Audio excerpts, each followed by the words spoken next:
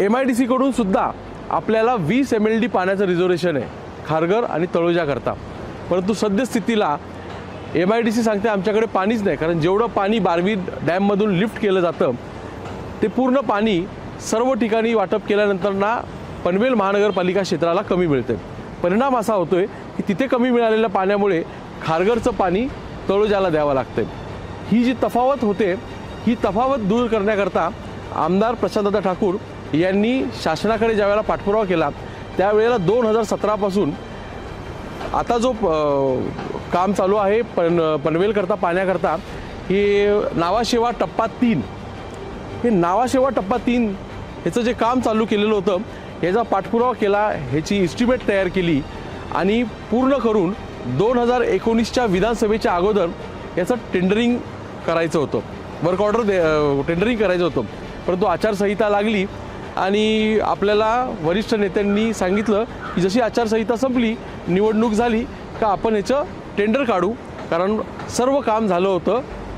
आपल्याला खोपोलीवरून हे पाणी जे JNPTला मिळणार होतं त्या बदल्यामध्ये JNPTला हेटवणे डॅममधलं जे पाणी जातं आहे JNPT नावाशेवा या ठिकाणी, ते पाणी खारघरला मिळणार होतं।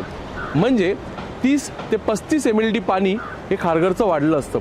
परंतु 2019ला सत्ता बदल झाला, उद्धव ठाकरे साहेबांनी भाजपबरोबर ज्या पद्धतीने गद्दारी केली आणि त्याचा परिणाम असा झाला की हे जे काम आहे ह्याची वर्क ऑर्डर मिळायला पण 4 महिने लागले नंतर ना। याकरता आमदार प्रशांतदादा ठाकूर यांनी मंत्रालयात सतत फेऱ्या मारल्या, सतत अधिकाऱ्यांकडे तगादा लावला। त्यावेळेला 4 महिन्यानंतर म्हणजे मार्चमध्ये 2020 मार्चमध्ये या कामाची वर्क ऑर्डर मिळाली। परंतु ज्यावेळेला वर्क ऑर्डर मिळाली, ती वर्क ऑर्डर मिळाल्यावरती ह्या कामाला सुरुवात होणं अपेक्षित होतं, परंतु एवढ्या वेळाच्या काळामध्ये PWDचे नवीन रेट आले, सर्व वस्तूंकरता रेट बदलले। म्हणून त्या कॉन्ट्रॅक्टरने मागणी केली की मला नवीन रेटचे एस्टिमेट द्या, त्या पद्धतीने मी काम करतो। परंतु महाविकास आघाडीच्या सरकारने त्या काळात अडीच वर्ष ह्या संदर्भात कोणतीही हालचाल नाही केली। परिणामी 2.5 वर्ष हे काम ठप्प राहिलं। ज्या वेळेला एकनाथ शिंदे साहेबांच्या मार्गदर्शनाखाली महाराष्ट्रामध्ये नवीन हे सरकार बनलं, त्यावेळेला फडणवीस साहेबांना आम्ही भेटलो, एकनाथ शिंदे साहेबांना आम्ही भेटलो आणि त्यांनी ह्याकरता तरतूद केली फंडाची आणि त्यानंतर ना त्या कॉन्ट्रॅक्टरला काम सुरू करण्याची संधी मिळाली।